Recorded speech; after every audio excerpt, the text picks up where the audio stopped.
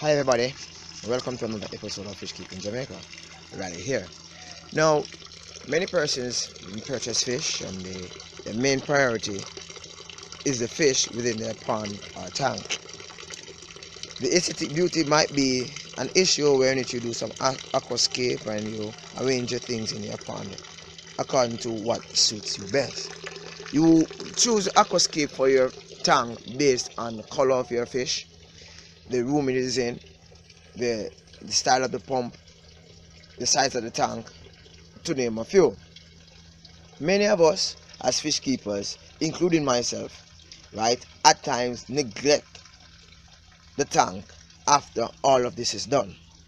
I was talking to somebody the other day with regards to having a pet, having a fish as a pet, and they exclaimed that having a fish as a pet is one of the easiest pet. Only thing they need to do is to feed the fish, and at times, periodically, probably once a month, they change the water. So this video is primarily to just share with you that this hobby requires much more than that. This hobby requires a lot of dedication, patience, being on time.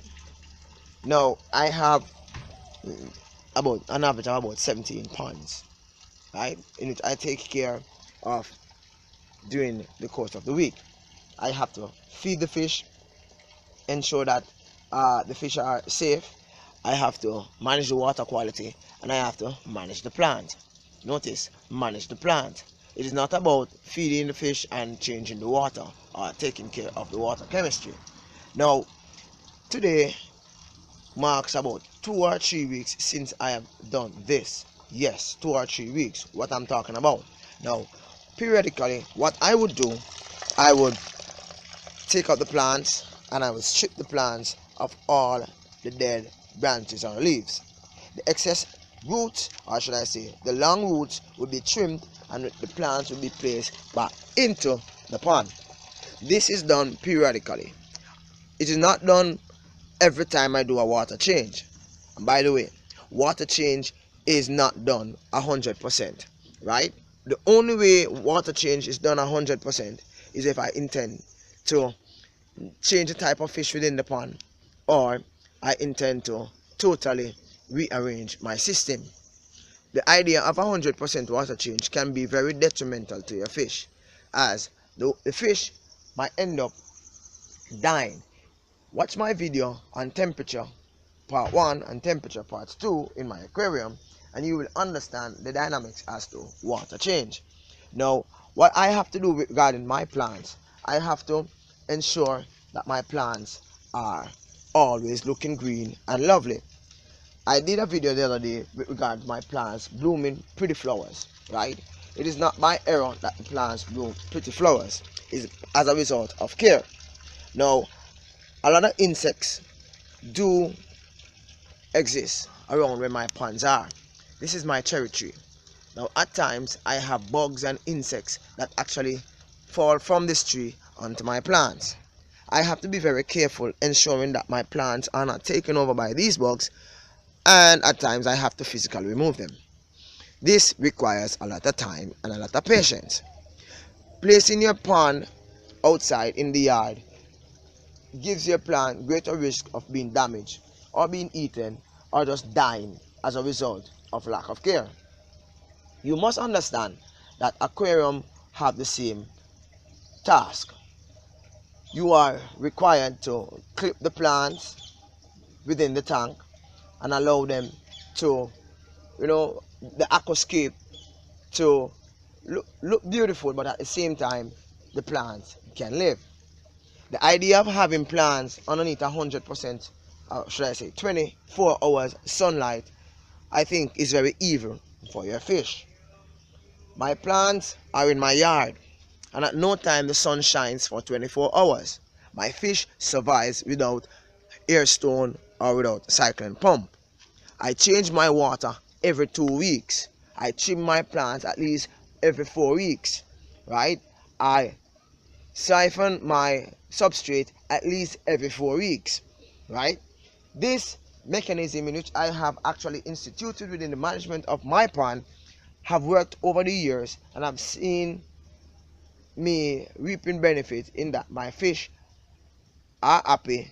They have been healthy for a very long time, and they have been producing young ones.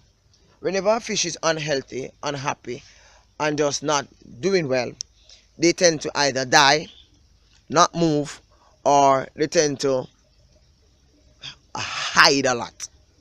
Right? I'm not searching for words, but I'm just trying to ensure that my pronunciation is proper. Right? Because being on YouTube, you're criticized for every single thing. Now, it is important for you to manage your plants. Your plants should not overgrow the pond. As best as possible, your plants should be spaced in your pond to the extent in which you can actually easily feed the fish. The fish shouldn't be struggling to find the feed between the roots and the leaves and the stem and the branches within the plant. Right? At least a little open space should be left in your pond or in your aquarium, which allows the fish to eat. Now, if you have a substrate, somebody asked me to do a commentary on substrate, but this is as far as I will get with regards to that. You must understand that I did a video on substrate earlier on. Please check my previous videos and you will see it. Now, with regards to substrate, now your fish excrete a lot of waste. If it's an egg-bearing fish you have, it will have a lot of waste at the substrate. I do not like the idea of having substrate in my aquarium because this is really unsightly, unpleasant, and at times it can give more work than a bare bottom tank. So I deal with that. These are ponds. I can't see through them. I do not know what the bottom looks like. I change water, I siphon, and I have a timetable for that, and it have worked. Okay, if I have an aquarium, I would not have sand nor gravel. Right? And the sand is that it is difficult to siphon the sand without losing the sand. So after a while, you actually have to replace the sand. The gravel, depending on the type of fish. For example, if you have gravel in the substrate and let's say you have goldfish, what will happen is that the goldfish sometimes take up the gravel in its mouth. I have read and I've watched several videos and read several books wherein which persons have actually had their goldfish swallow pebbles, stones, or fine implements within the tank, and it's either the fish died or the fish had to do surgery so as to remove this. And it is really heartrending to see your fish actually dying as a result of this issue. So therefore, I avoid certain decoration and I avoid certain substrate. Right? With regards to the plants, it makes no sense you have a tank rich with plants, but at the same time it has limited space for the fish to swim. What you must understand is that a tank filled with plants, looking beautiful, aquascape, very nice, and has a lot of fish, right? What that does is to limit the space in which the fish have to swim. Thus, the fish will eventually be stressed.